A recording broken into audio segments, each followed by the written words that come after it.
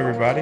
This is Clay Foreman with Turtle Reads. I'm here with Melissa Diaz. Hey, Melissa. Hi, Clay. What's going on? Not much. Hell yeah. And we do have a guest today, Jimmy Clifford here. Yo, what up? What up? Hey, Jimmy. I know this isn't your normal podcast. You don't normally read a book to go and do a podcast, but me and you have talked about doing this podcast for like you being on the podcast for a minute. So yeah, dude, this is awesome. I'm excited to be here. I'm glad I got you on this one. You are interested in you really love a spin-off of this whole series. So yeah. Had you read any of the Sandman before? No, I haven't. Actually, I had never even really heard of Sandman. I only knew the Lucifer from the show. So then being able to go back into it and see Lucifer from the Sandman's perspective was very cool because my wife is actually a big Sandman fan that I had no idea. Fuck yeah. Yeah. Oh, that's interesting. We've got to get Carmen on here. Honestly, why do we have you? No, but yeah, we're doing A Season of Mists and A Game of You, book 4 and 5 of the Sandman series. How'd you like it? The whole continuation from where it started? From the first book? Yeah. From the first 3 that we read. Right. I mean, I don't know. It was good. It's good so far. I'm still reading it. Gene's so. still liking it, or?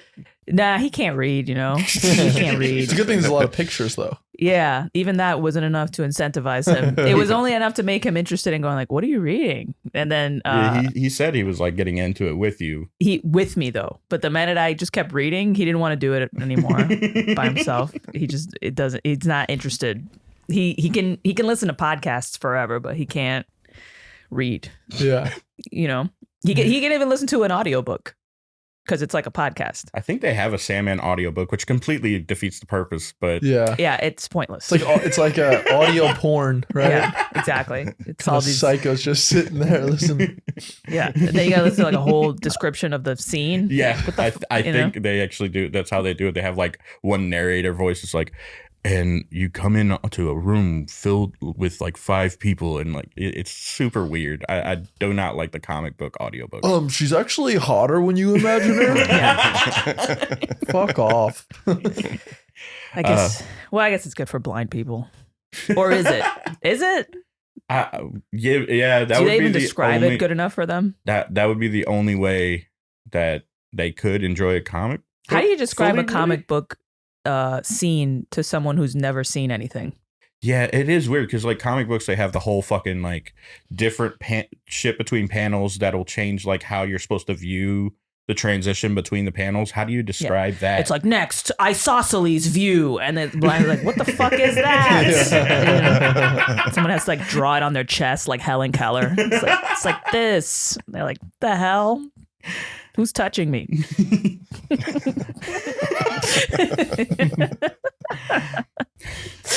Yeah, man. I think I might actually give that a shot though, just to see what it sounds like, just to hate it. Yeah, just to know what I'm hating. It's good to know what you hate. Yes. Yeah, you have to know your enemy. Exactly. Yeah. All right. Well, what about you guys? What did you think? I quite enjoyed. Season of Mist was really good, and A Game of You. That one's a little weird. It gets into like a big fantasy setting and shit, but I like how they just like threw the big dog into New York City. That shit was wild. Mm-hmm. Yeah, that was good. That was a good. That was a good part of the plot. That scene, we'll talk about it in a second. But yeah, that was a crazy scene. Yeah, let's get into it. The Season of Mist. It is the God damn it, my computer's dumb. Also, if I'm a little weird today, I didn't get enough sleep. Oh yeah. All right.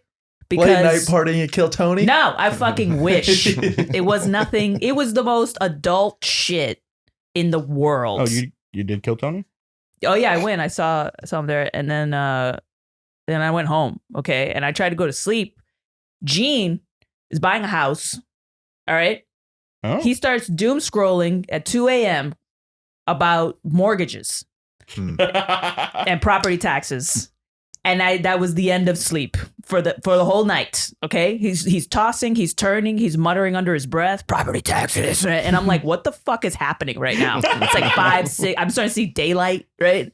And then the cat takes a shit in a corner. It was the worst fucking night of my life in a long time.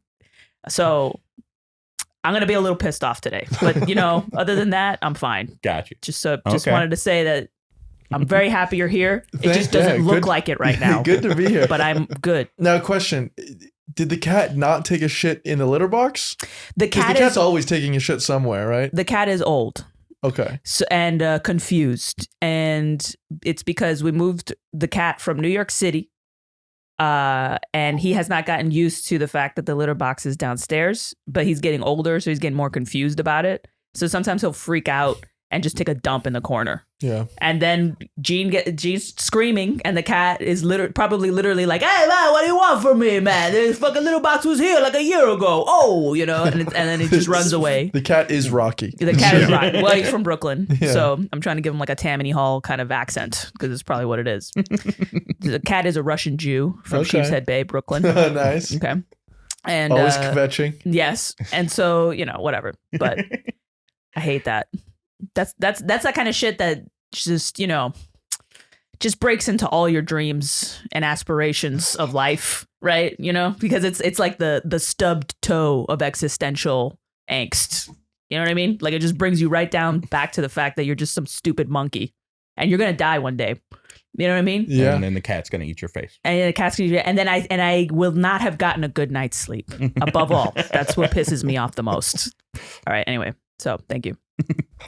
All right. So Season of the Mist, it is the issues 21 through 28 of the Sandman series. And it is, probably one of the more focused on Morpheus as an actual character, like with all the getting the key to hell and having to figure out who the fuck to sell it to or give it to or whatever. It begins with the endless family meeting, which is Dream, Destruction, Delirium, who used to be Delight, Destiny, Despair. I thought Destruction wasn't there. Yeah, Destruction didn't come. That's true. I just have them all remembered, so I just say them off the top of my head. Good catch. So you're bragging a little bit. That's what you're saying. You're just throwing it out there so that Jimmy just goes, "Wait a minute," and you're like, "Oh, sorry, I just know all of them." I thought he was just trying Have to you not test done your homework? I thought he was trying to test if I read the book or not. He's like, That's what it was. Is Destruction your favorite character? Yeah, Destruction was my favorite character. And Desire and Death. Death is one of my favorites. They have a whole separate spin-off novel about death, just death. It's great. Death was pretty hot. Yeah, it is interesting to take Death and just make her a hot chick who's just like chill as fuck. Makes sense. So like weird haircut, like I don't even give a fuck. Like literally, didn't that happen later on in the book with the boy? She's like, "I have to come take you to like wherever I take dead people," and he's like, "I don't want to go." She's like, "Fine, I'll come later." She distracts him with her. She's like, "Look at these bad boys." Shows him her tits. And he's like, great. "What?" And he's dead. He didn't see it because he had a boner. He was distracted. Death boner. That'd be interesting. Well, everybody gets a boner with death. Really? Yeah. Do you rigor get mortis. I mean, I guess technically. Oh yeah. Yeah, your blood goes to all your extremities. That's not technical. That's a boner. Bro, I would want to like fluff it a little bit. If I knew I was dying. No need. Now you know that death fluffs you for you. Yeah. So you have nothing to worry about. But there are different boners. Like there's like raging boners, and then there's like the half chub. That would suck if you die and you only get like a half chub. Like it's like still kind of soft, you know? Yeah, well, if your whole body gets hard. Would it suck? Yeah. I want to be presented in my best light. Yeah, they can't close the casket. Yeah. Yeah. All right. I mean, that would probably be more for my belly. Yeah, that's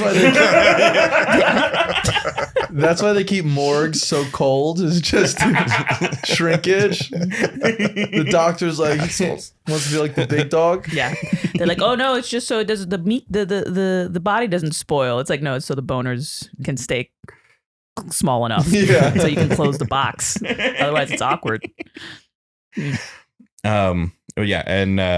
They all come together, have a big family meeting where Destiny tells Dream, he doesn't tell anyone anything. He just has them have a conversation that ends up with Dream realizing that he fucked up by sending a woman thousands of years ago to hell for rejecting him. Been there, done that, bro. I mean, like the most dick move ever. Yeah. And so, he goes on the whole adventure to hell to try to get her soul back, and whenever he goes, he finds out that Lucifer has said fuck it and is closing the gates of hell. He kicked out all the demons, said go fuck off somewhere else, wherever the fuck, and it locks up all the doors and everything, and then gives the key to Dream, which I didn't like. It kind of makes sense, but also I always, whenever I first read that, I'm like, why give it to him? Like, it seems more apt to give Death the key to hell. No, because that's the point. Fuck it, dude. Well, Lucifer doesn't care. Wait a minute. So my impression was, and I was a little confused about this. Wasn't it gonna be that Dream was going to hell and Lucifer was sick of it anyway? So it was kind of like two birds with one stone. I don't have to deal with hell anymore. Plus, this is like an elaborate way to defeat Dream, basically, or really fuck with him. That is the ultimate idea, and that's why I'm like, okay, it makes sense.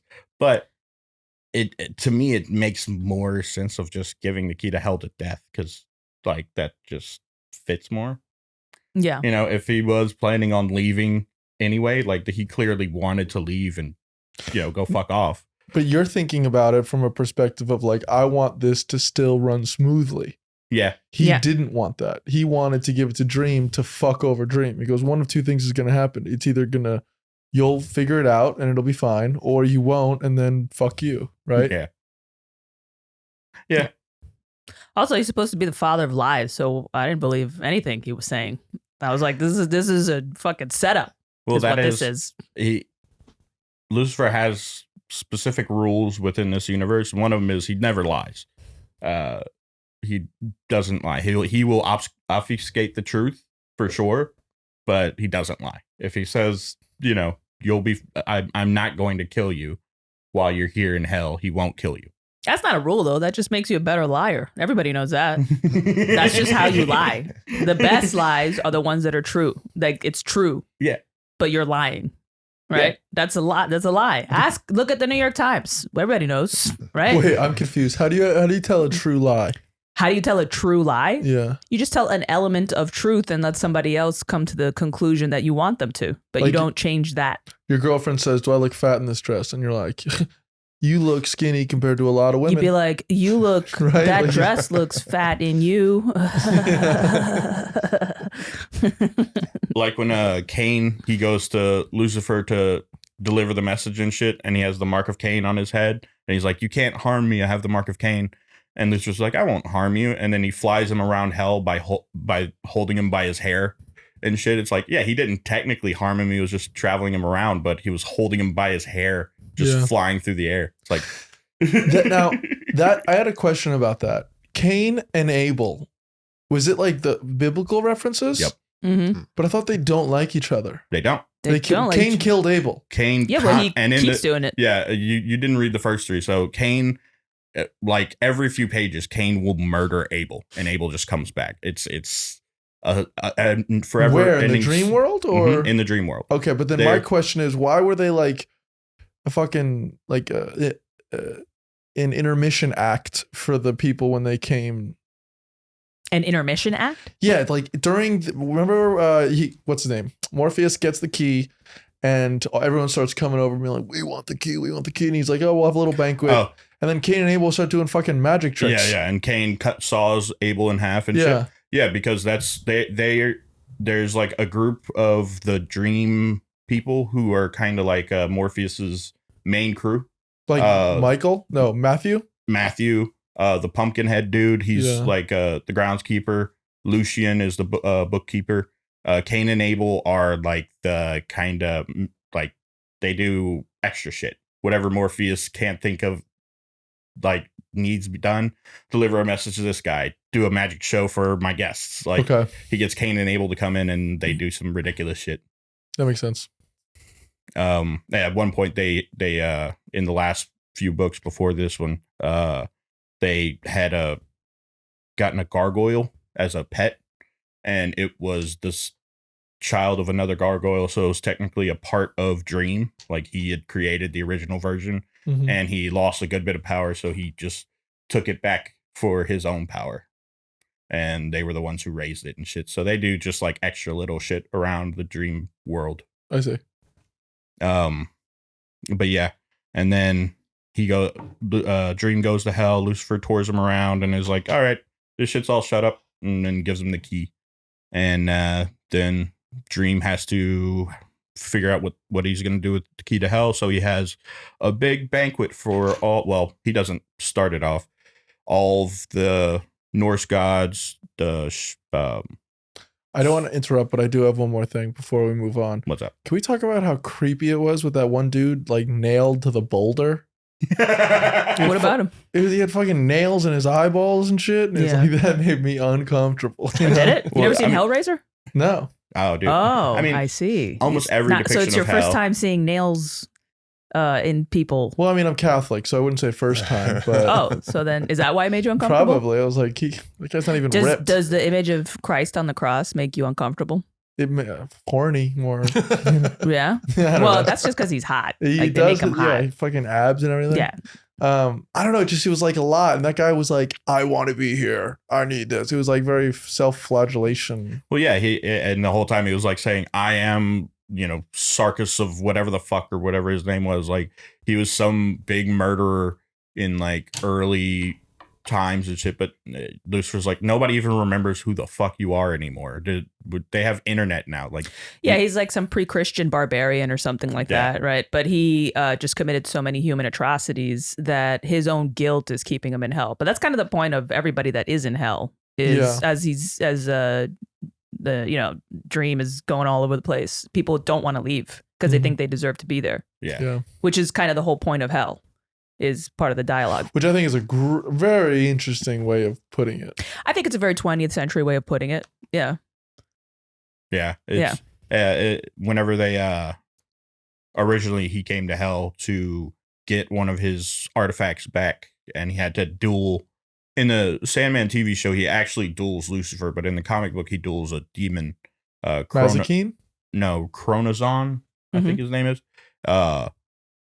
He was one of the ones that came in the envoy, the demon envoy, the one who got spun up in a spider web. Yeah, that guy. He dueled, Morpheus dueled him by, it's like a magic duel where you transform into something and the other person, it's like rock, paper, scissors, but shape shifting. So I'll turn into a snake, and then the other person turns into a basket to hold the snake. Yeah, we talked about this before. It's actually a pretty ancient folktale. Yeah. There's an African folktales about the same thing, like a duel of wizards, where it's basically kid rules. Like you said, it's just your imagination, right? You've seen two kids playing and one of them's like, well, I'm an eagle. And the one's like, well, I'm a tiger and tigers eat eagles. It's like, well, then I'm a dragon and dragons eat tigers. And it just goes on and on and on and on. Yeah. Until they have to go home. But yeah, in this case, it just keeps going until somebody wins. Yeah, they go to like, oh, I'm the universe. I hold everything. And then the other one's like, oh, I'm a black hole. I suck in the universe and shit like that. It gets really intense. But yeah, whenever he came through to get his artifact and stuff, it's literally just all like that one dude you talk about on the boulder. Like everybody is getting flagellated or having to run some like memory over and over again and shit like that. So the portrayal of hell in here is really, really, and also it's like the castle is just like giant tits and shit. There's just giant boobs. Nice. So I really like the depiction of hell. Mm-hmm. Hell's anthropomorphic. Yeah, it has this quality where it's alive, it's breathing, and that makes it more horrifying because it's creepy. You're just walking on nipples. Yeah. And this has one of my favorite depictions of Thor in any fucking comic ever. Is Marvel really? story. Oh yeah, because it's more true to the actual mythology. Like I've told you before, whenever I was reading the Neil Gaiman has a book actually called Norse Mythology where he just transcribes the old poetic Eddas and shit. And Thor is basically just like a big dumb retard. And very interested in his dick hammer. Oh yeah, he wants to fuck and fight. That's all he wants to do, and drink. And he's a redhead, not blonde like Thor and Marvel. But no, he's basically the I'm in this personification of Nordic libido. Yeah. Right. He's just a big berserker. He's a big cock and balls, just running across the plains. Yeah. Yeah. But yeah, so Morpheus goes back to his dream world, and all these gods and beings of different sections come to try to give their reason why they should have the key to hell. The Norse gods, Egyptian gods, one Shinto god, the god of order, which is just a box that has a slip of paper that it talks with. Chaos god, which is this little girl with a balloon. Yeah, she was badass. Liked her. And yeah, what's the demon that came? Azazel. Yeah. The big black hole with eyes and teeth and shit. I don't see like. Oh, the other two that I liked was the brother and sister. And the brother's like, listen, you can just fuck my sister. The elf. The elf. Nadia, or was it Nula? Nuala. Mm-hmm. Yeah, that was she actually, she comes in handy later, and she's just kind of part of the dream world now. Yeah. Like, he was intending for Morpheus to marry her, but he's like, we don't care what happens to our sister, fuck her. She's just staying here. Yeah. She's like, hey. Yeah, she's like, what guys. She's just like, hey guys. The Sue Heck of the dream world. Yeah. Chicks are like the Butters from South Park of the world. You know what I mean? Like before the governments happened, right? And it occurred to a man to be like, hey, we should maybe not treat them that shitty, right? Before that, it was just like, you want to fuck this hole I brought with me? It cooks. And like, hey. That's because most of the people back then just were like Thor. They were these big, muscular dudes that just asked people, you want to fucking rub my penis? Will you rub it? Will you please? Yeah. Oh, yeah. Thor tries to fuck the cat goddess of Egypt. Yeah. That was hilarious. Oh, yeah. She was not about it. No, of course not. She has claws. Yeah. But regular chicks don't have claws. They have pussies and they make sandwiches. And really, that's all we are. It's it. Unless we live in an evolved society where the violence is institutionalized and we can maybe go to college. Yeah, see, that is why we have to make America great again. We ain't got to do go shit. Back to it. Women are fine, because we can make sandwiches and we have pussies. You know what I'm saying? Like, it becomes an asset. It's an asset. It's a gift and a curse. It's a gift and a curse, and it's almost genetic. The way you just know what to do as a chick. You know what makes men kind of go, okay, I won't kill her and rape her. It's fine. Right? You just give them a little smile, show them a little dimple, right? Shove a little food in their mouths, show a little titty, right? And they go, all right. I guess they're better warm and alive, right? That's why we evolved this way. Why do you think women sound more childlike compared to men, right? We have qualities that make you hesitate when it comes to killing us because you're bigger and stronger, so you can. But then it's like, yeah, but you want to fuck a cold pussy for the rest of your life? No, right? You want to keep that shit warm, right? Warm and happy, right? When it's happy, it's wetter also, right? So it's just all these incentive structures that nature gave so that men don't just kill and rape women just de facto. And I think that's nice. It is nice. I think it's nice of nature. What kind of sandwich? See what I'm saying? Right? Sandwiches are great. I don't know. Let's see. Roast beef? Oh. It's a little on the nose. A little on the nose. Yeah, I wanted to make it upsetting. How about just a ham and cheese? That sounds good. Hell yeah. Anyway. Yeah. But then also that they have the two angels that come to the banquet as well, Duma and Remiel. Fucking cock blocks those angels. They came and they totally fucked everyone's day up. Well, I mean, yeah, they did come and were like, yeah, we're just gonna observe. Yeah. They didn't even make a pitch for hell. But then ultimately, I mean, God is the one who made hell. So it is just kind of right to give God back, like, all right, do whatever you want with it. Like, yeah.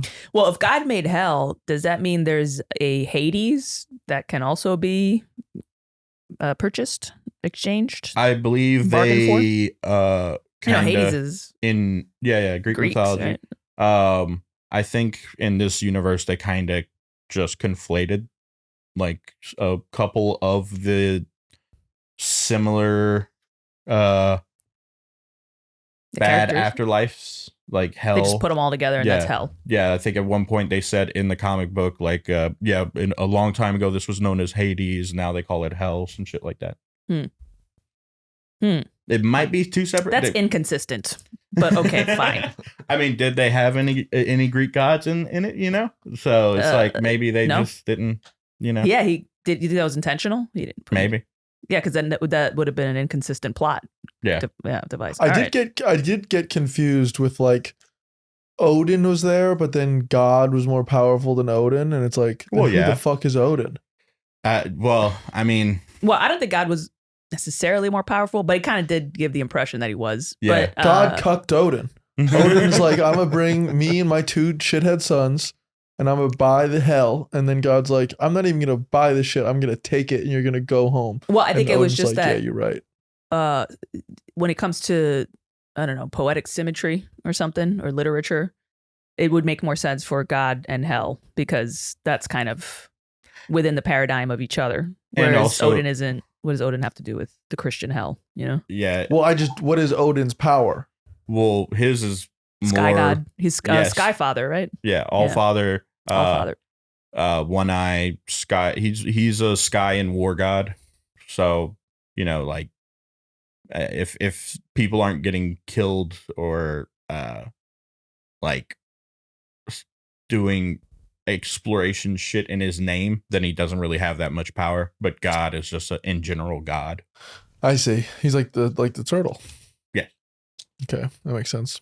But yeah. So yeah, Morpheus says fuck it and gives the key to Duma and Ramiel to give it back to God, and then everybody else fucks off except Loki, who switches places with that Shinto god thing. Fuck yeah, dude. And I liked that scene. I mean, it is fucked because that Loki was taken from being chained down in a cave. Yeah, getting teabagged by snake venom. Yeah, forever. Constantly dripped on by snake venom. Yeah. And then he's like, well, this random ass Japanese god is gonna go take my place in that cave. Yeah. It's like, so fucked. But then Morpheus saw through it and was like, all right, well, I can't let that dude just be in your place forever. That's fucked. But I'm gonna make a copy, send him there, and then you're gonna do some shit for me. So he gets although I would never trust Loki. Yeah, I would never ever hire Loki for anything or use him for anything, because he's gonna try to figure some way to either fuck you over on it or use it for his own benefit. Like, that's just literally who he is. So, but you can, I scratch your back, you scratch mine, 2 birds kind of thing. Yeah, but then you just have to be constantly watching him to make sure he doesn't, do some fuck shit. Well, also look at the way he's drawn. You can't trust that fucking thing. It was the way he's drawn is like, no, okay, perfect, like cone face, like looks just like a villain. Yeah, snake man over here, right? But not genetic, just actual personality of a fucking more immoral snake or something. His eyes, the eyes alone I was like, why would you trust a person with eyes like this? You just don't. Melissa, if you had to pick fuck one of them, Loki or Thor, who is it? Fuck one of them? Yeah, kill the other one. Who is it? Ooh. Oh, fuck or kill? Yeah. Neither. I'm married. In what is it? What are you? I would fuck Loki over Thor for sure. Listen, I'm married. I'm married too. To the greatest. Yeah, he is. I'm also married. Well, then, so who would you fuck? Loki, I just said I would fuck Loki and kill Thor. Yeah, but I'm married. I'm sorry. I don't know what's going on with your life. Well, Clay, what do you do? I would fuck Loki because he actually in Old Norse mythology he transformed into a horse for a bet, and then where's this going? He stayed as a female horse, and then got fucked by a male horse, and then had a kid, a horse kid with 8 legs called Sleipnir that Odin rides. Wild. Wait, where are you in the fucking of this? What is happening? Could you imagine Clay fucking Thor? Okay. That's how you get Hurricane Katrina. I mean, Jesus Christ. It would just...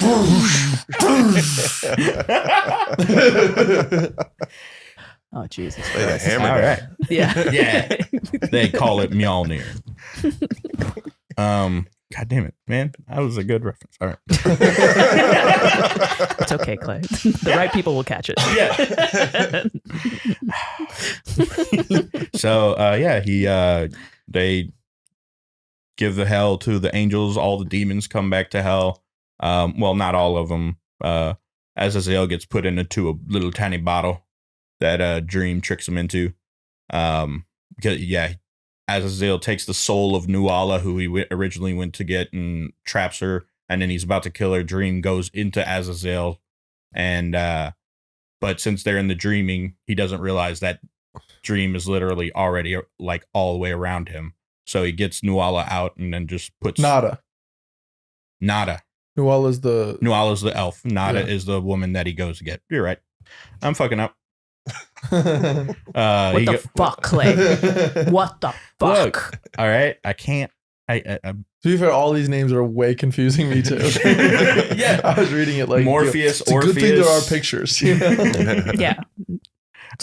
Yeah. He goes and gets Nada out of Azazel, and then puts Azazel in a tiny little bottle, and then throws him in a trunk for probably thousands of years or some shit, however long he wants. And then he apologizes to her, asks her again if she wants to be his queen, which she's like, no.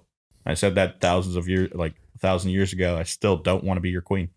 And then he's like, okay, this time I'm not going to be a dick. You can go off, do whatever you want. Yeah. So. Gee, thanks. And then he turns her into a Chinese baby. Right? Oh, yeah, he does. Yeah, he reincarnates her as a Chinese baby. I was like, fucking, that seems, it seems like another punishment. I'm just dropping her into a fucking communist country where she's going to be like making Nikes for the next 80 years.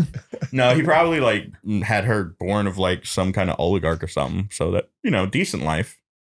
It's like 10 years before the Maoist revolution. Keep thinking that bitch is making fucking sweaters for 2 bags of chips a day. That would be a hilarious follow-up. Like if you come out with Sandman, he like goes to visit Nada again, and she's like literally just in a sweatshop. He's like, fuck. Yeah. I fucked up again. Motherfucker. From hell to communist hell.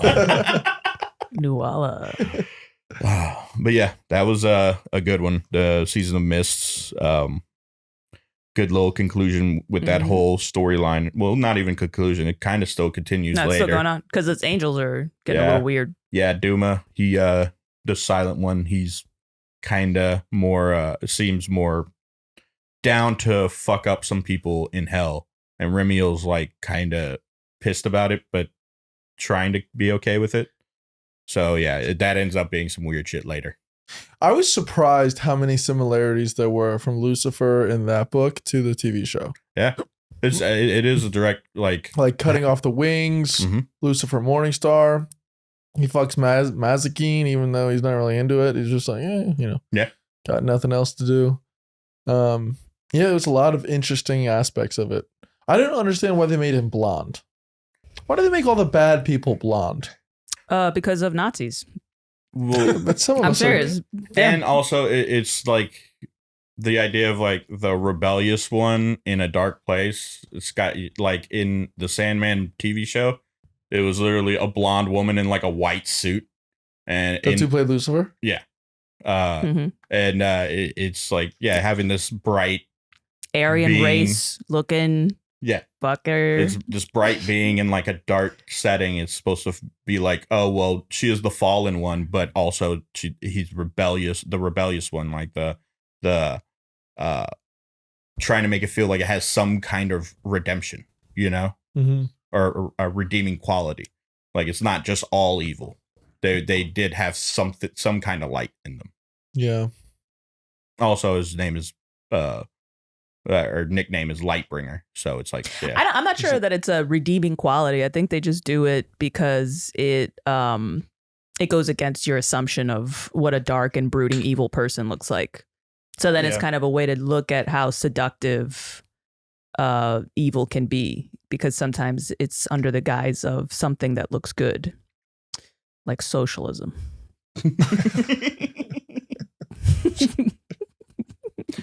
Always bringing it back. Yep. All right, and then we continued on to book 5, A Game of You. You were asking which one did we like more? Which one did you like more? Season of Mist or Game of Season of Mist, for sure. Okay. I thought the second one was a bit odd. Yeah. It is. It does get a little weird because it is all pretty much all focused on one chick, Barbie. Who's from the previous dollhouse. story? Yeah, A Doll's House. They had a previous story where... And she's supposed to... Is that actually Barbie? Well, because she was married to a Ken. She was married to Ken. And then he left her for a younger version, which seems on brand. What happened was they were in a big house together with living 7 people in the house. One of them was Rose Walker, who was a dream vortex. So dreams kind of coalesced around her. People, whenever they were sleeping around her or whatever, they would have the most vivid dreams. And sometimes they would go into each other's dreams. And so at one point, Barbie went into Ken's dream while he was fucking a chick in his car. A completely different chick.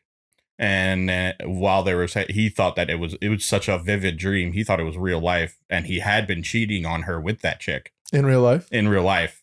So he mentioned that in the dream. And that's why they split up.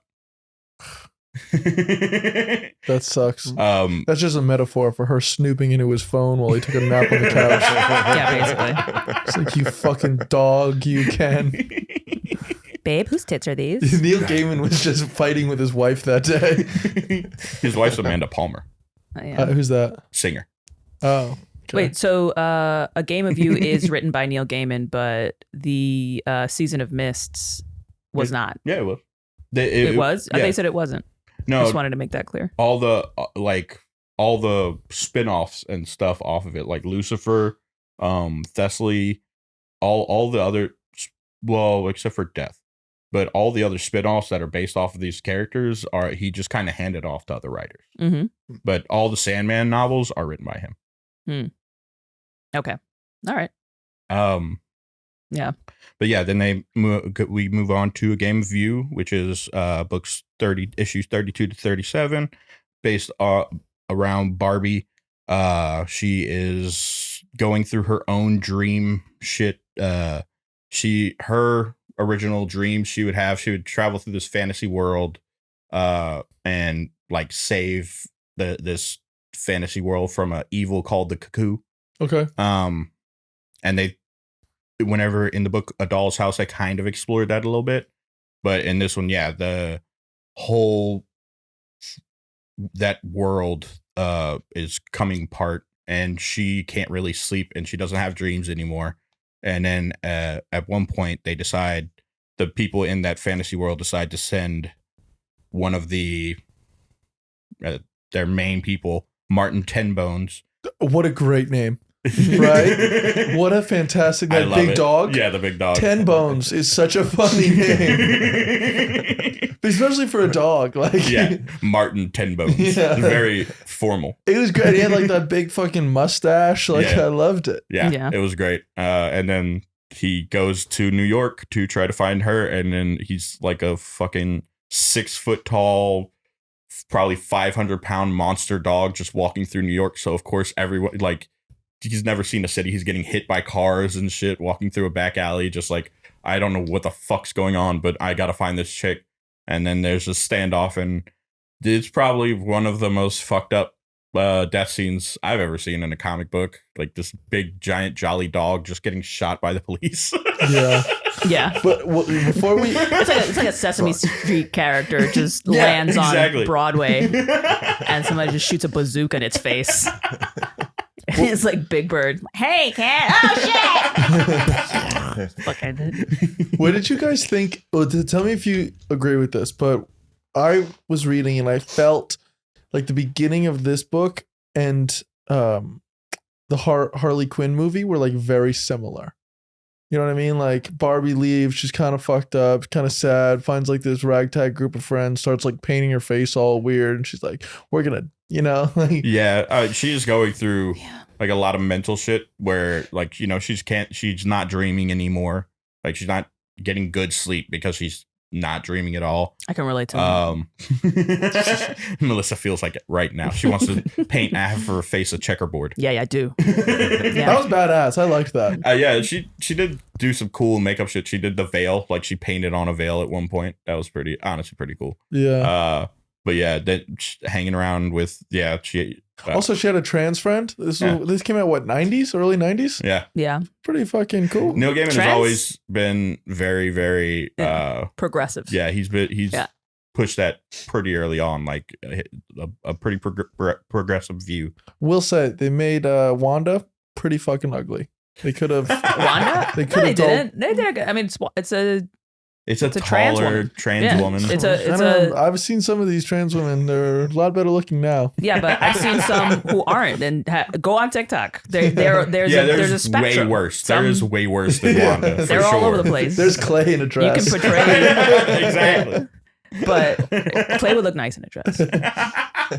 Don't fuck with Clay. All right, let's not Only go I down fuck with this Clay. route. All right. Yeah, Wanda. Well, the trans thing is because trans people have been around for a long time, but I think it just didn't really reach the sort of middle America consciousness until recently. Because I knew trans people when I was growing up. It was not. Where are you from? New York. Okay, but it's just like, I don't know. Even the people that were trans, like Eddie Izzard, he always was like, I'm not transgender. I'm a cross-dresser. He's a cross-dresser, yeah. But now he's trans. Yeah, he's non-binary or whatever, right? No, he says full trans. Oh, is he trans? Yeah. Damn, okay. I thought it was very surprising. Yeah, it's just become more, open now. Yeah. Are these books big in like the LGBT scene? I imagine they are. I'm not in the scene. I mean, with nerds. Yeah, the LGBTQ with gay nerds, for sure. Yeah. Justin's pointing at us. He's like, "You are gay nerds." You know what? Yeah, I'll give you that. We are pretty gay nerds.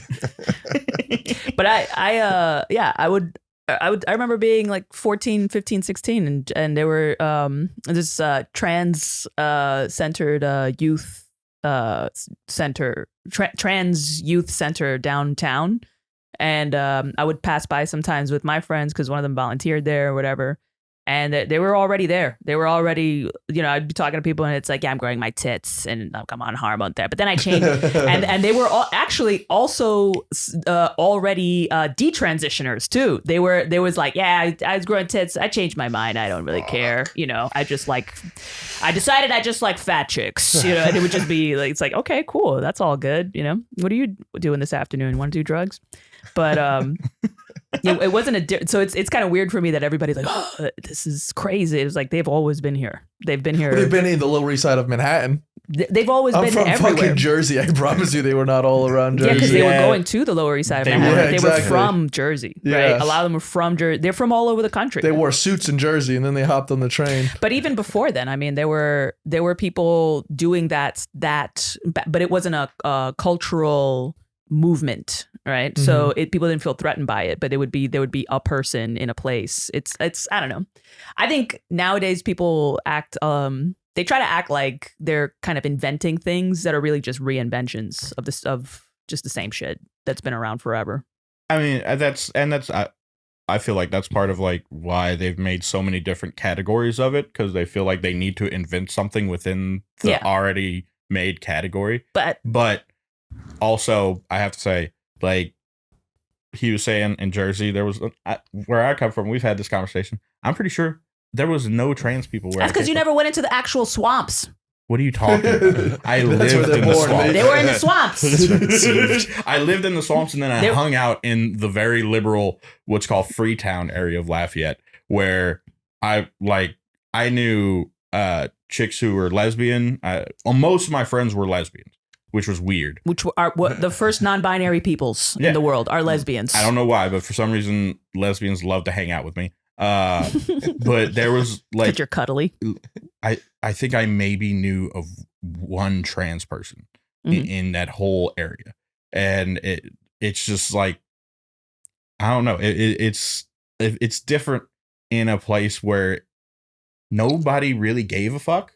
Like the one trans person I know really didn't have too many issues outside of what I'm saying. One member of their family. But what I'm saying is, in a place where nobody really cares, like you could do whatever you want.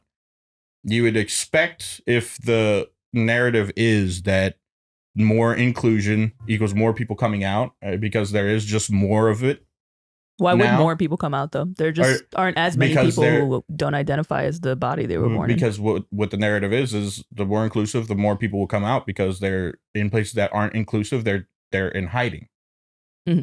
So, but where I'm from, nobody really gave a fuck, and it was still just like one person like that I knew of all of the really liberal area.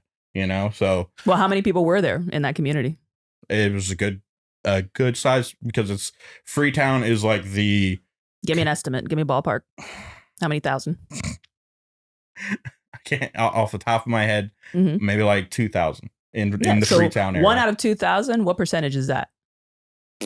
I can't. Now you're asking me to do math. Math is my worst. 2,000 0.05 time.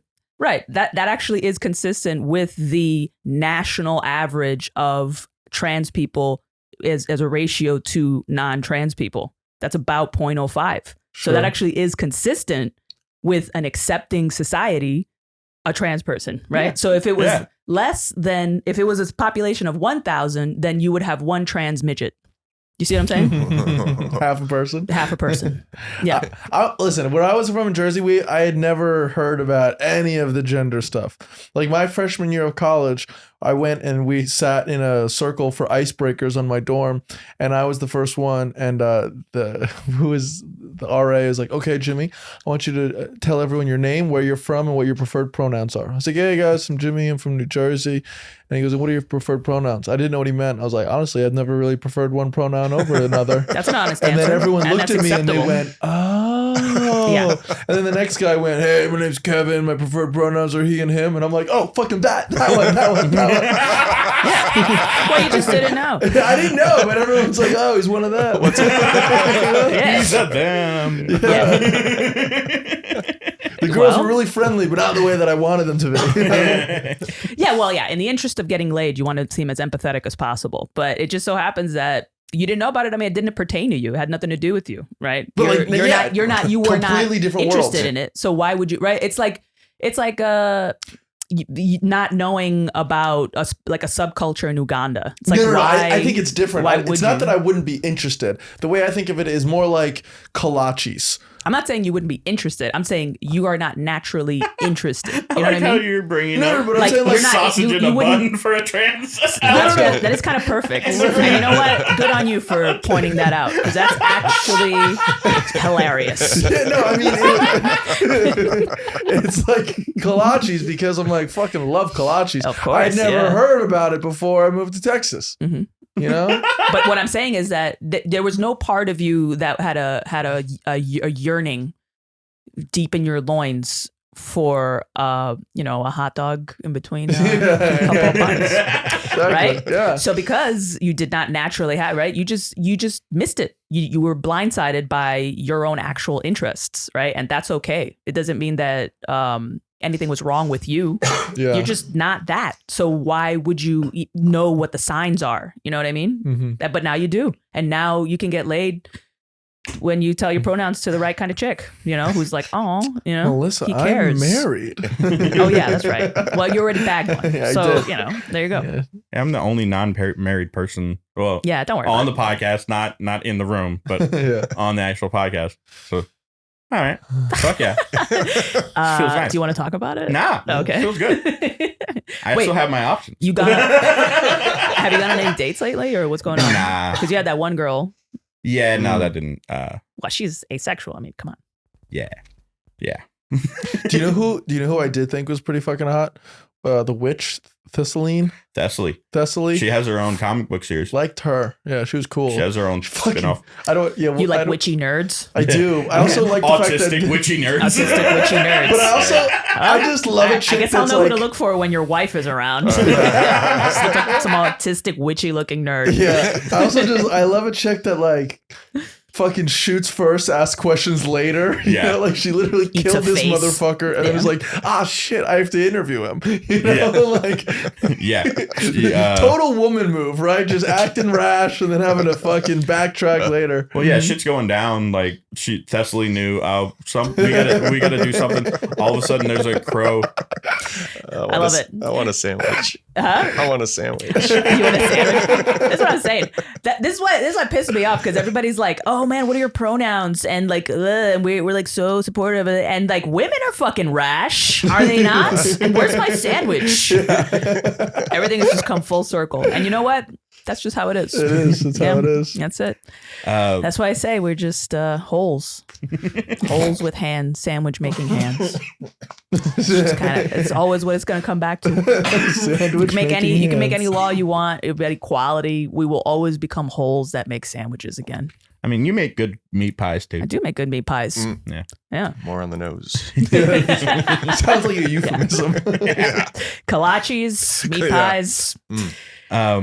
But yeah. Are we hungry or horny here? What's happening? I got a crawfish pie outside. Oh, hell yeah. Are we going to sit on it or eat it? But yeah, the Barbie's dream world starts fucking up. And they send Martin Ten Bones. He gets killed, but he gets Barbie the Porpentine, which allows her to travel back to the dream world. And then that's whenever that George motherfucker starts fucking shit up with the cuckoo and has a bunch of ravens in his chest that he just releases that starts fucking with all the apartment buildings tenants' dreams. And then one of those crows lands on Thessaly while she's dreaming. Thessaly just like, what the fuck, grabs the crow and like breaks its neck or whatever the fuck. Yeah, sets it on fire. It's kind of overkill, really. Yeah, she slams it against the wall and then sets it on fire. Yeah. But it's you kind of have to do that with her because she was introduced as this really bland, quiet, meek, mousy girl in an apartment, right?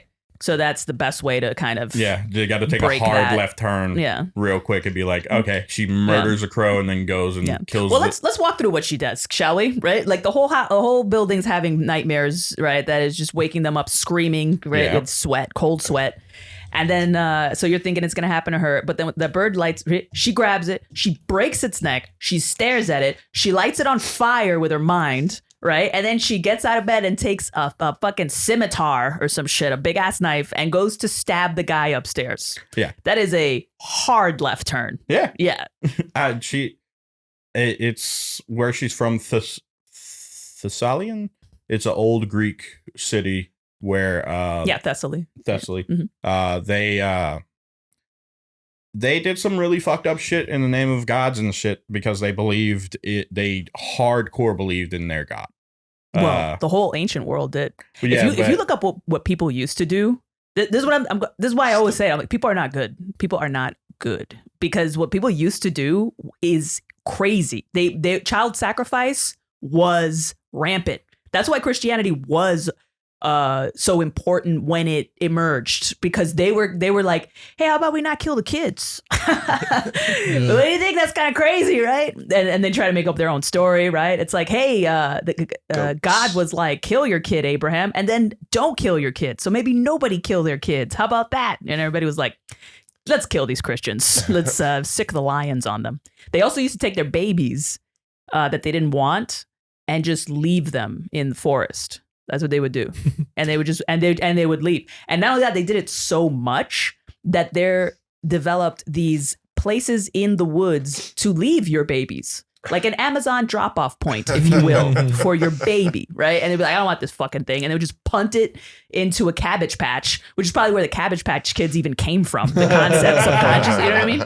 And it's just all these babies. And then you know what happened eventually is that slavers, it occurred to them, we got free baby slaves. So then they would just come with a sack and just take the babies and collect them and then just raise them as slaves. And that was how the economy worked. You know what I mean? And then the child sacrifice, they would horrifically sacrifice children. They don't even know the extent of it because it's pre-Christian, it's pre-recorded history. So they're not even sure how bad it got.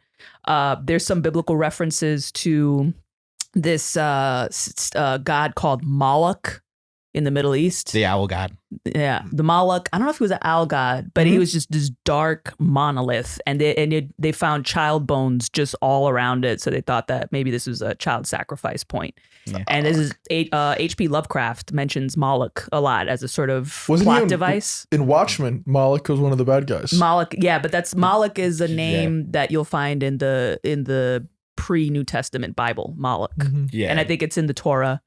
Old god type shit. And there's a lot of debate as to what it actually was, but it's used in literature as a proxy for the ancient child sacrifice god, right? And then there were the Corinthians also. There was some bitch with her arms out, and they had a statue, and you would light a fire inside the statue, and then you would just throw the babies in the fire in the middle of the hands. And it would just burn, and the grease would just drip down and bones. Is this going to be the Christmas episode? It's going to be the Christmas episode. Probably around that time. Yeah. Well, you know what? All of this stuff probably would have been celebrated around this time of year because it was to make a sacrifice so that you would have a good, fertile spring. Mm-hmm. So yeah, this is the Christmas episode. Let's get Heath in here and sacrifice. Yeah, we have this table. I mean, let's do something. I think this is our 1 year, around our 1 year anniversary for the podcast. Is it? I think so. Oh hell yeah! Because we started with like the Hogfather and shit around Christmas time. Oh yeah, that's right. Yeah. Nice. Cool. Maybe we should do another Hogfather one. I mean, we didn't watch the movie. Okay, let's put a pin on that. We'll do that. All right. Anyway. All right. So, she goes, she kills George, stabs him, kills him, puts him in the tub, then brings all Wanda, Foxglove, Hazel, brings them all into the room. Is like, hey, I just murdered this dude. Now I got to talk to him. So give me a second. Cuts off his face and bites out his tongue and nails it to the wall. And his eyes. And his eyes. Nails the eyes to the wall as well. And has a conversation with him. Asking what he's doing and shit, figures out how he's fucking with Barbie's dream. And then she decides to call down the moon to bring them to the dream world, which ends up, of course, fucking up all the Earth's tides and shit, causes a hurricane to come back to New York. It really not a smart move on her part. Like, I get why she did it, but she also could have just asked Dream to bring her. Yeah. Like she says that there's two options: go to the Dream King or use the moon. And it's like, you could have tried the first one first. Yeah, but the moon is cooler. Yeah, but she has to be some cool witch who does some witchy shit. So she got to show off a little. Is what it was. So yeah, and then while that's happening, Barbie and I forget the three little things, like the monkey with the sad monkey, the Lorax, not the Lorax. The Lorax. No, there was one. It was like Williamson, the skewer, or no, Sir Wilkinson. Wilkinson. What is it? It was Wilkinson the blank with an S.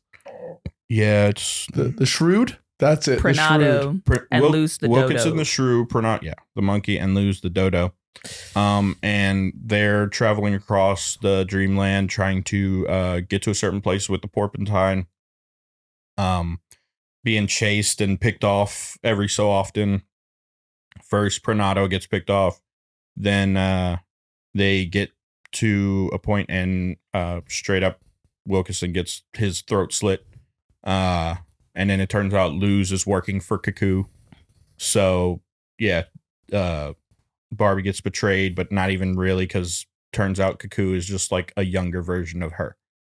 It's like her as a child trying to find its own way out into the world. I wish this would have been the Barbie movie. You know what I mean? It would have been way cooler.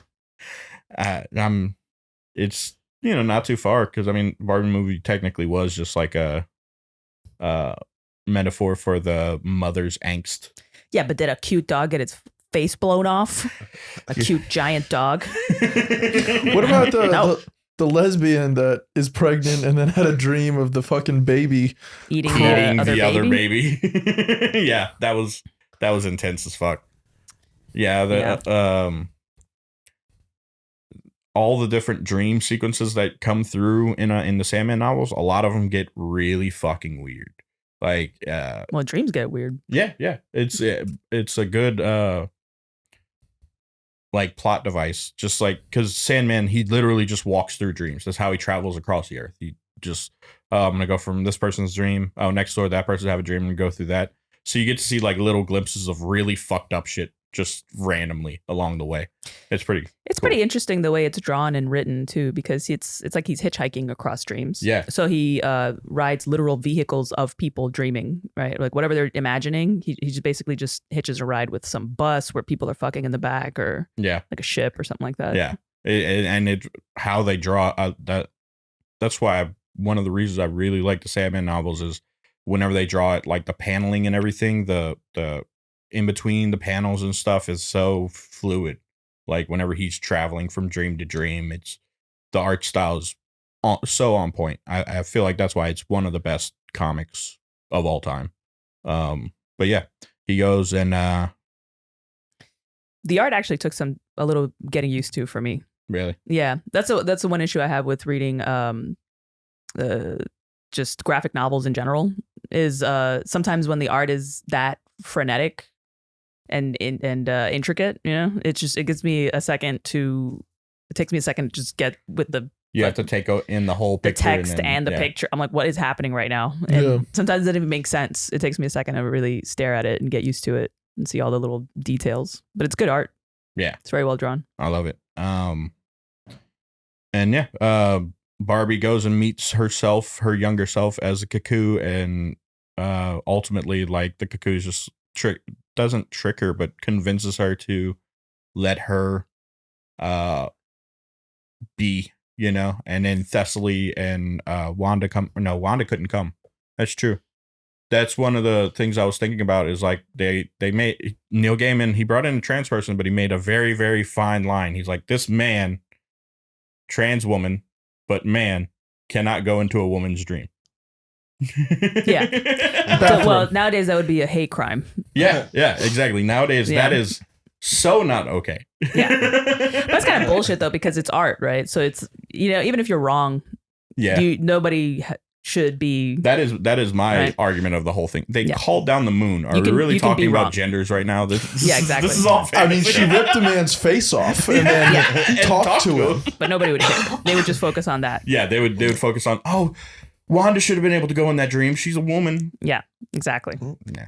But yeah, that's kind of that's just kind of the way things are going, is that people kind of feel entitled to correcting your creativity, like your dreams. Yeah.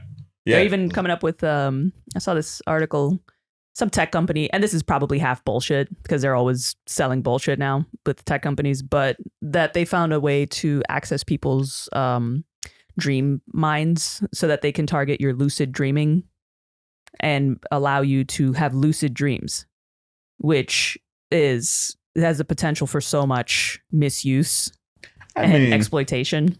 Yeah, but also every time I've had a lucid dream, it's been fun as fuck. Yeah, I love it.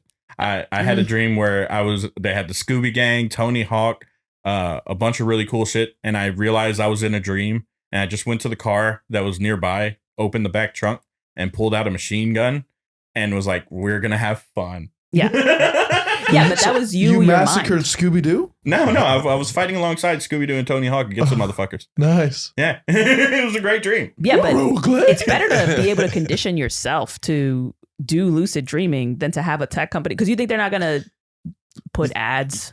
You think they actually are going to be able to do that? I think they're going to be fucking around and they're going to figure out a way to start accessing people's dreams. Yeah. You think that's possible? Yeah, where it's they possible, can translate unfortunately. what he dreamed. Well, they're already researching dream interpretation through, they have those node caps they put on your brain, so they can, if they could use those to make a person navigate a drone with their minds, then they're that much closer to actually interpreting brain scans of what people are thinking, and then so that's not really a big step from that to then dream interpretation. I think it's a big step.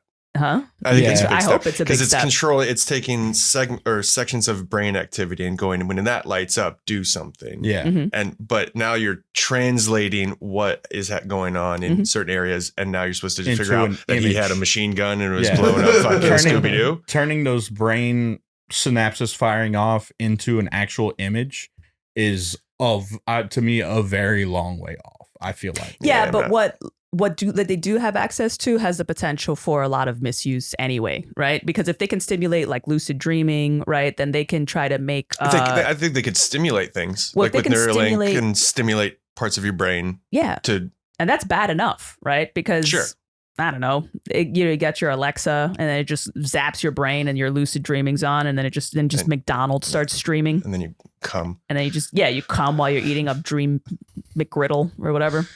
So I'm hungry and horny again. Yeah, that's a problem.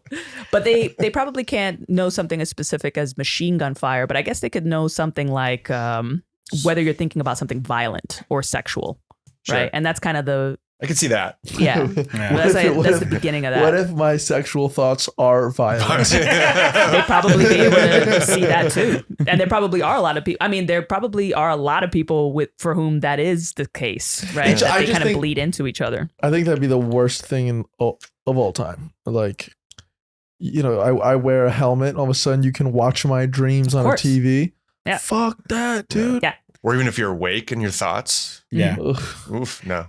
I mean, they're already pretty close to guessing a lot of what you're about to do or what you'd be more open to suggestion for, right? That's the whole premise behind the algorithm and behind using AI tools to monitor your personal information and nudge you in certain directions. They're already doing that. And I might add, they're already doing it pretty effectively. Oh my God. Whether you like it or not, whether you know it or not. Pisses me off. Yeah. Man. Like, here's the thing. I don't want just like whores on my Instagram feed, but like they'll show it to you and you're like, okay, I'm going to look. But I would rather look at like photography stuff or something fun and interesting. Show me like a Red Bull ad. I like those and I'm like, show me more of that. But they just always show you the dirty stuff. Yeah, for men. Yeah. Because men. I feel like for everyone, right? For men mostly. They'll show whores to women, but only to be jealous of. Well, you don't see like hot dudes on your Instagram? No. Hot chicks? No, only workout chicks because I look up workout videos sometimes. Yeah, I don't get any of that. But they'll show other women to be jealous of, right? If those are straight women. Yeah. Yeah, that's how the whole fucking thing works, especially for young teenage girls, because women they have a lot of envy towards you, a lot of competition and all that, and it's all based on looks, and Instagram is based on looks. So for women, that's going to be a big stimulant, is to eye other women and see who has the advantage and then emulate that. That's why whenever somebody has fucking butt scrunch shorts, next thing you know, every fucking bitch has butt scrunch shorts, and everybody's showing their ass in the exact same way because women want to be sexually competitive. And, but I don't even think it's a woman thing. Like, that's a woman thing. I was talking to Colton and Dylan, and they're as gay as the day is long. All of their feed is just hot dudes. Well, yeah, because they're specifically tailored to them. Yeah, it's tailored to them. They want to fuck hot dudes that they want to fuck, but also hot dudes that are going to be making them jealous. Yeah. So it is working. I will be honest. I do have a lot of guys with like really good heads of hair. I'm like, yeah, exactly. It's like, something that like a middle-aged man with a fucking mane. Yeah, I'm like, I want to be that guy. Exactly, because that's what Instagram works on. Just the worst of your instincts. It's like it's basically lowest common denominator. Lowest common denominator. Yeah, what you could be interested in that moment. Yeah, worst and best. Yeah, because it goes the extremes of both ends, because like mine, it has a bunch of workout chicks for me to want to fuck and shit, but also it has that was so matter of fact. I look up workout that. videos. Yeah. Shut up. God damn it, Justin. You look up workout videos. All right, if you're gonna make a joke, do it on mic, goddamn. I'm on mic, motherfucker. Yeah, talk to the mic, Justin. I did. Talk shit into the mic. I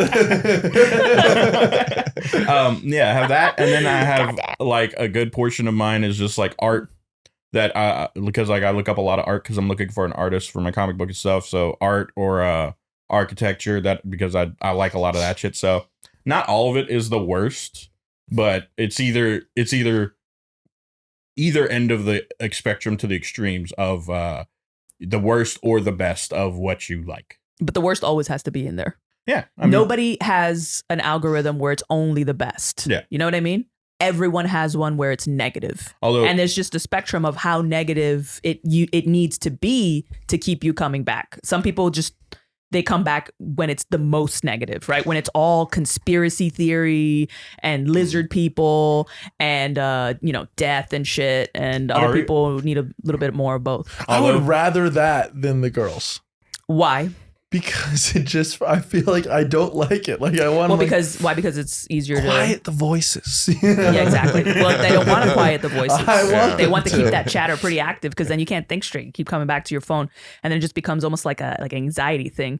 Like you become that bitch that like plucks out her eyelashes. It's like that same compulsive behavior. They're trying to foster that onto you and your phone, the relationship you have there. But Ari Shaffir did hold. Isn't it more a relationship between us and our penis? Well, yeah, retroactively. Yeah. Well, yeah, definitely my penis for sure. Yeah. I don't know, I get pretty active when I see those shots. Yeah. Ari Shaffir did do an experiment, though. He made a whole different account on Instagram and literally only liked puppy videos. Okay. That's what I did. And it wouldn't show him anything other than just wholesome puppy videos. Mm-hmm. I did that for a while. Ultimately, you can have an algorithm that is just good, Yeah, but then why? But then that kind of goes into the paradigm of that, right? Of an algorithm constantly massaging imagery to keep you locked onto your phone, because it still goes back to that, right? Because then on the other hand, why do you want to make it so good that you want to go back to it? Like it's just this kind of, I resent it. I don't like that economy. I don't believe in it. I don't like it because, it's like data. It's data aggregate. Do you know what they're doing with your, first of all, the word data makes people misunderstand what's happening, right? Because what is happening is that it's your data. It's your private life online is as an avatar, and nobody else sees it except for the people that profit off of it, right? Then once they make a little profile of you, like those suspense thriller movies where there's a serial killer and then somebody's in the basement connecting all these dots. They're doing that, but with you. And then they build a psychological profile of you. And it doesn't stop at Instagram. They take that and they sell it to each other, right? So they're selling you to each other to make money off of you without your consent. And you don't see any money from that. You know what I mean? Yeah.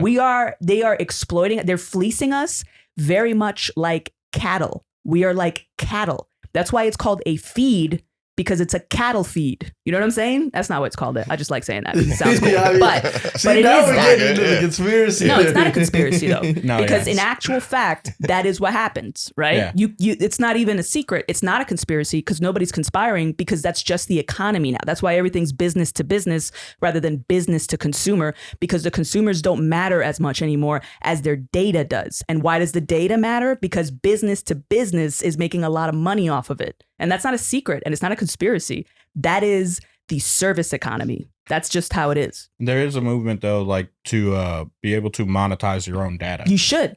And the whole thing with like that actor strike, I think we talked about this before, right?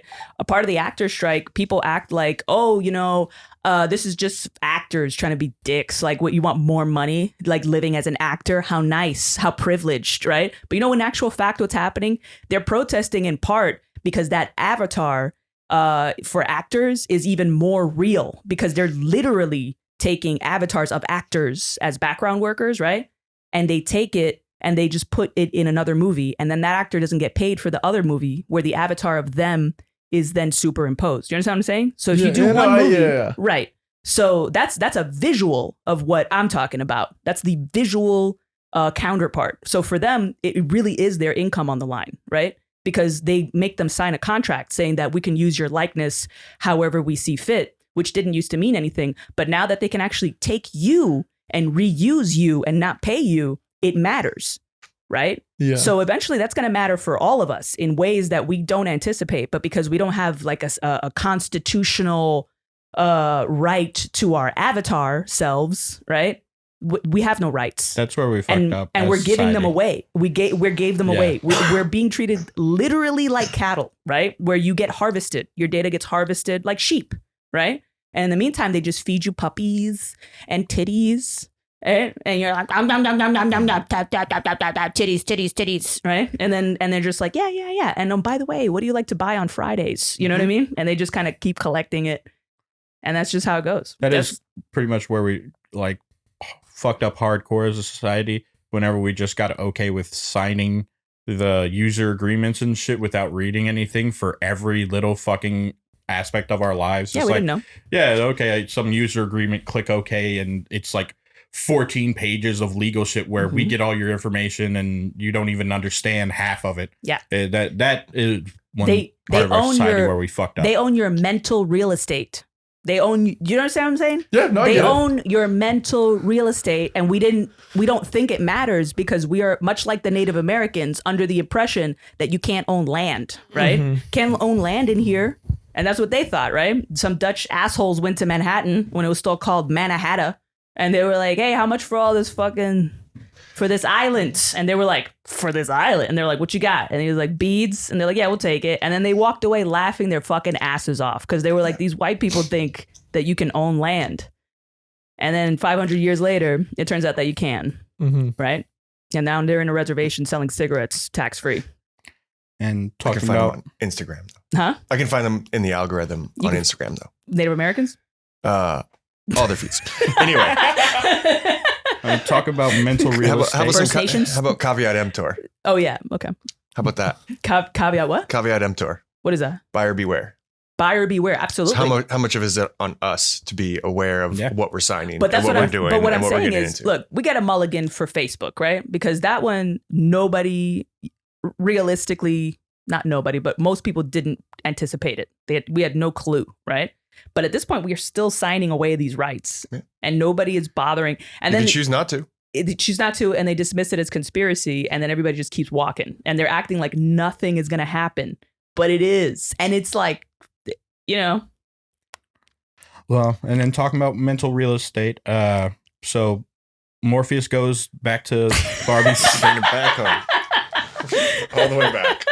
Yeah. But that's why I wanted to bring this up, because this is like Morpheus, right? If the U.S. government now rolled in and was like, well, we own all this, so get the fuck out, right? And he's like, this is my kingdom. And it like, just blow his face away, right? And it's like, bye, Morpheus. Bring us home, Clay. Yeah. Got you. Yeah, Morpheus comes back to what's called the land, and where Thessaly and Hazel and Foxglove are trying to stop the cuckoo from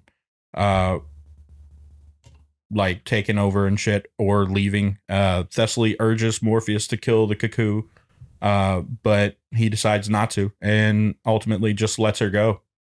She goes off onto her own in the real world or wherever she goes. And then, he saves Barbie. He grants her a single boon for which she asks that she and her friends be returned to New York safe and sound. The cuckoo escapes into another reality, and Barbie and her friends learn that a storm, Hurricane Lisa, resulting from Thessaly's spell, has killed Wanda and brought a house down around her and shit. So that was a unfortunate ending for the only trans character in the whole thing. Yes, it was. Was the 90s. The prophecy said. Yeah. And yeah, R.I.P. they go have a funeral for her where nobody was really respecting her. They were calling her Alvin, her original name and shit, and that was the whole thing. And then Barbie signs the tombstone Wanda instead of Alvin, and then goes on with her life. And then Wanda, she meets Death. Death comes, gets Wanda, and Wanda's looks like an actual like perfect female form. Like a woman. Yeah.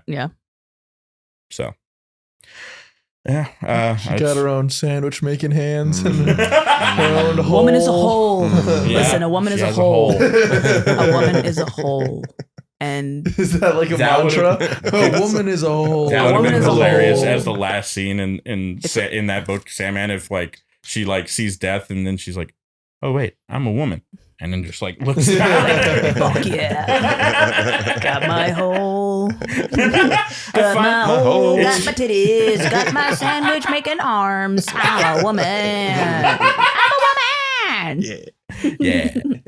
Hell yeah. All right. Well, that was books 4 or 5 of the Sandman series.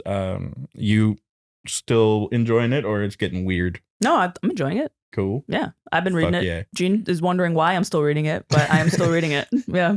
You think you're gonna read? I liked it. I'm gonna go back read the first one. Okay. Yeah. That it'll give you a little bit more context into all of it, and then there's a lot more. Yeah. Because they had all the rest of the normal Sandman series, and then there's a whole nother after the regular Sandman series called Sandman Overture, and it continues from there. And then there's like I said, tons of spin-offs series. There's one about the Corinthian, who's a guy who eats eyeballs. He has teeth for eyes. Yeah, that's pretty cool. He has a skull statue of it that looks really cool. I have a little skull of the Corinthian with teeth in the eye sockets. Yeah. Is he like purple? No, he's normal. He's actually very. Why did you ask if he's purple? Because I have like a vision of a purple thing with okay, like a mouth for your eyes, and I'm trying to think if that's what it is. No, okay. He's no like he looks like he would be like a leading man in a movie with glasses on, but whenever he takes his glasses off, it's just empty eye holes with teeth in them. Yeah. It's intense. But yeah, he's one of the nightmares that goes around killing people and shit. They have a whole series. Actually, okay, wait a minute. The Sandman show on Netflix. Yeah, that's about him. I just started that show today. Yeah. The Corinthian, he's great. That's what his name is, the Corinthian? Mm-hmm. Okay. He's very interesting. The actor was the one from Narcos. Yeah. He's a cool actor. I like him. Yeah. The series is good. I really like the series. It's pretty on point with the book. A few small changes, like some race swaps and stuff, but generally on point. Yeah, I'll be honest. That was the most unrealistic part of the whole thing. Like I watched the first 25 minutes and it's like old school England. And there's this like rich black family. And I'm like, okay, no. Like, yeah, I'll buy into this dude. He's like the Sandman. He can control dreams. But like, there's no way that there was a prominent black family in England in the 1800s. I just don't believe it. The 1800s? Yeah, maybe. I mean, they had already been basketball wasn't invented for another 100 years. Yeah, but sugar cane. Sorry, I couldn't help it. But sugar cane was. Disbelief enough for that. That's fucked up. Anyway, thank you guys for having me on the show. This was really fun. Yeah. No, this was fun. And Jimmy, anything you want to plug? Creek in the Cave. Follow the network on YouTube. Fuck yeah. And any shows in particular? Nothing? All of them. Fucking, we have a lot of really good shit on there. Yeah, we do. Write a comment, subscribe, Cool. And then, if y'all are around Austin, check out Jimmy's stand-up. He's hilarious. Thank you. As well as Melissa. She's been doing a bunch of shows around here lately. It's been great. Yeah, it's been pretty good. And I don't do stand-up, so... But he will soon. Fuck that. No, fuck that. Wait a minute. I thought you tried it a couple times and you were going to keep trying. No, I tried it a couple times and I'm like, it's not... Clay killed it when you had your roast. Yeah, that was the most fun. The roast was great. But other than that, I'm fine. I'm so glad that you said that. Too many people just keep going. Yeah, no, it's hating it the whole time. But they think they have to prove something. I'm more interested in other aspects of my shit that I'm doing where I don't need to get on stage. Yeah. I'm good. Yeah, man. Know thyself. But yeah, this has been the Turtle Reads, everybody. Thank y'all for watching. Peace. Peace. Bye, guys. Yeah.